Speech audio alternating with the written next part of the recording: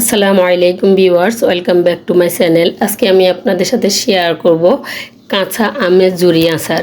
কাঁচা আমের এই ঝুরি আচারটি খেতে যেমন সুস্বাদু, ভাত, পোলাও, বিরিয়ানি যে কোনো কিছুর সাথে আপনি এই এই কাঁচা আমের ঝুরি আচারটি খেতে পারবেন। এতটাই মজাদার, আবার এ তৈরি করা খুবই সহজ।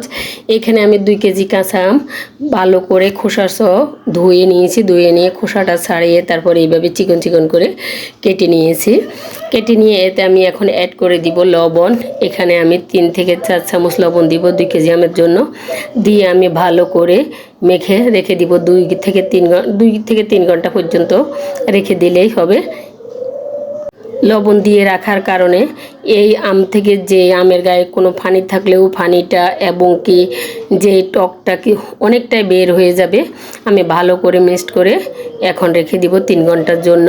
3 ঘন্টা পরে আমি আমটাকে পানি থেকে যে পানিটা বের হয়েছে পানিটা ফেলে দেওয়ার জন্য একটি ঝাঁঝরিতে নিয়ে নিয়েছি।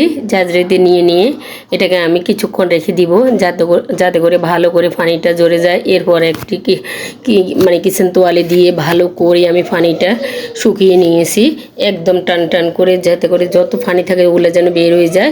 আমি কিচেন তোয়ালে দিয়ে ভালো করে শুকিয়ে নিয়েছি। এরপর যখন আমি এখন মশলাটা অ্যাড করব, এ পর্যায়ে আমি 2টি টিস্যু নিয়ে আবার ভালো করে প্রত্যেকটা আমের গা থেকে যদি সামান্য কিছুটা পানি থাকে ওগুলো যেন বের হয়ে যায়, চলে আসে আমার টিস্যুতে। এই জন্য আমি ভালো করে এভাবে মুছে নিব।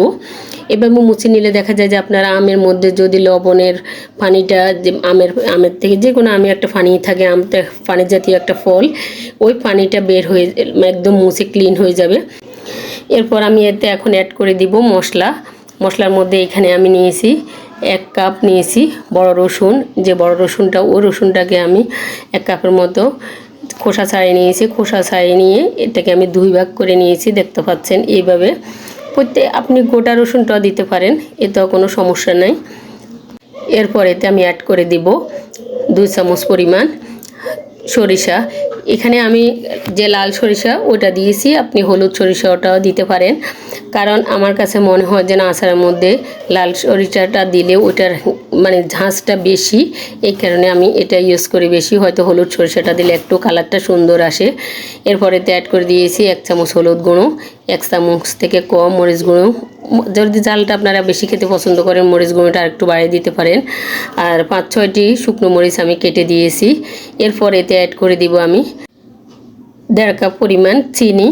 আর আপনারা মিষ্টিটা কমিয়ে বা বাড়িয়ে দিতে পারেন, এটা টক মিষ্টি ঝাল হবে আচারটি। এরপর এতে অ্যাড করে দিয়েছি আমি হাফ চামচ লবণটা কারণ এখানে একটু কমিয়ে দিয়েছি, কারণ লবণের মধ্যে তো এই আমটাকে আমি ভিজিয়ে রেখেছিলাম। এরপর এতে অ্যাড করে দিয়েছি আমি 1 কাপ সরষের তেল। এরপর অ্যাড করে দিয়েছি 1 কাপ থেকে কিছুটা কম ভিনেগার। এখন আমি এই সম্পূর্ণ মশলাটা একসাথে ভালো করে মেখে নিব। আর আপনারা সরষের সাথে এরকম গোটা রসুন দিয়ে কিছু রসুন একসাথে বেটেও নিতে পারেন, তাহলেও আরও মজা লাগে। কারণ এই আচারটা হয় একটু মশলাদার। আর আচারটা ভাতের সাথে বলেন, পোলাওর সাথে, বিরিয়ানির সাথে, যে কোনো কিছুর সাথে আপনি রাখতে পারেন। দেখতে যেমন, যখন আপনি এই পর্যায়ে মাখাবেন তখনই আপনার জিভে জল এসে যাবে। এত ঘ্রাণ, এত ফ্লেভার পুরো এবারে বাসায় ছড়িয়ে যাবে। সরিষার তেলের ঝাঁঝ, সরিষার ঘ্রাণ, চিনি এবং সরিষা দেওয়ার কারণে পানি বের হয়ে গিয়েছে। এ পর্যায়ে আমি আরও কিছু সরিষা দিয়েছি, কারণ আচারের মধ্যে একটু সরিষা বেশি হলে আমার মনে হয় যেন ভালো লাগে। আর যে পানিটা বের হয়েছে, আমি আর কিছুটা সরিষার তেল দিয়েছি। আপনি মেখে নিতে দেখবেন আমটা থেকে প্রচুর পরিমাণে পানি মনে হয় যেন বের হয়ে গিয়েছে, কারণ চিনির পানি, তারপর ভিনেগার একটা পানি। ভিনেগারটা দেওয়ার কারণ হচ্ছে আপনার আচারটা ভালো রাখা। আর এ পর্যায়ে আপনি গ্রামের বাড়ি হলে রোদ্রে শুকাতে পারেন, যদি রোদ্রে না থাকে তাহলে আপনি লাড়কি চুলার উপরে একটি তাওয়ার উপরে বসিয়ে দিতে পারেন বা ফ্রাইপ্যানের উপরে। আর আমি এখন গ্যাসের চুলার উপরে, যখন রান্না করি তখন গ্যাসের চুলার উপরে রেখেছি। যখন আমার রান্নাবান্না শেষ তখন আমি চুলার নিচে দিয়ে রেখে এই আচারটা দিয়েছি, দেখতে পাচ্ছেন আপনি। এটা চুলো পাতিলার মধ্যে ফাঁকানো যাবে না, ফাঁকিয়ে নিলে কি হবে, দেখা যায় যে আমের যে একটা কেসকেসে ভাবটাও ওইটা থাকবে না কাঁচা আমের মতো। কিন্তু যখন আপনি এইভাবে একটা তাওয়া বা ফ্রাইপ্যানের উপরে একদম চুলার আঁচটা লো করে দিয়ে রাখবেন, তখন আপনার আস্তে আস্তে পানিটা, আমার এক রাত্র আর একদিন লেগেছিল, মনে হবে যেন এই আচারটা দিতে অনেক সময় লাগবে, এতগুলো পানি কীভাবে একটা ডিশের মধ্যে টেনে নেবে।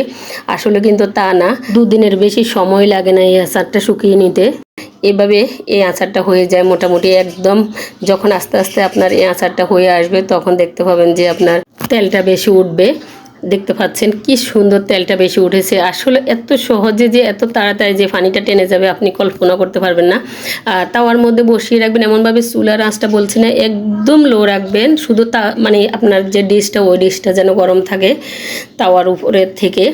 দেখবেন এইভাবে আপনার একদিনে এই মানে আচারটা হয়ে যাবে। আর তাওয়ার উপরে যখন না রাখবেন তখন চুলোর নিচে রাখতে পারেন বা রোদ্রে শুকিয়ে নিতে পারেন। রোদ্রে শুকিয়ে নিলেও 1 দিন কি 2 দিনের বেশি রোদ্র দেওয়া লাগবে না। দেখতে পাবেন আপনার আচারটা খুবই পারফেক্টভাবে হয়ে যাবে।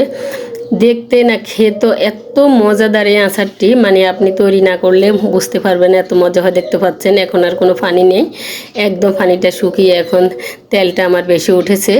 একটু জুসিনেস থাকা অবস্থায় এই আচারটি নামিয়ে নেবেন, না হলে বেশি ড্রাই হলে মানে ভালো লাগবে না, একটু মানে অন্য অন্য একটা আচারের মতো লাগবে, ফ্লেভার লাগবে। আমার আচারটা হয়ে গিয়েছে আর আমি চুলার অপর পাশে দিয়ে খোসাসহ একটা আমের আচার তাও বসিয়ে রেখেছি। এই রেসিপিটাও আপনাদের সাথে শেয়ার করব। দেখতে পাচ্ছেন এই আচারটাও খেতে খুবই মজাদার, আপনি যে কোনো কিছুর সাথে খেতে পারবেন এই আচারটি। আর আমার এই আচারটা হয়ে গিয়েছে, এখন আমি মানে বয়ামে ঢুকিয়ে আপনাদের সাথে শেয়ার করব। দেখতে পাচ্ছেন একটু জোসিনেস অবস্থায় রেখে দিয়েছি আমি। আর আমি এখন একটা প্লাস্টিক জারে আরএফএলের এই জারটায় আচারটা নিব। অনেকে বলে কাঁচের জার ছাড়া নাকি আচার ভালো থাকে না, আসলে এই কথাটা ঠিক না। আপনি যদি আচার পারফেক্টভাবে দিয়ে থাকেন তাহলে আপনার আচার যে কোনো বয়ামে নিলে ভালো থাকবে। আমি সবসময় এরকম বয়ামে আচার দিয়ে থাকি, কারণ এখন তার কাঁচের জার তেমন মানে বিক্রি হইলেও এতটা মানে ইয়া হয় না। দেখা যায় অনেক সময় হাত থেকে ছুটে গিয়ে পড়ে গিয়ে ভেঙে গেলে আচারটাও সম্পূর্ণ খাওয়া যায় না, আর ভেঙে গেলে তো শেষ। আর একটা কাঁচের জার দেখা যায় যে 500 থেকে 600 টাকা। দেখতে পাচ্ছেন কতটা সুন্দর, একটু চেপে চেপে আচারটা রাখবেন যাতে ভিতরে কোনো বাতাস না থাকে। আর যখন আপনি চেপে চেপে আচারটা ঢুকিয়ে নেবেন তখন দেখতে পাবেন যে আপনার তেলটা উপরে বেশি উঠেছে।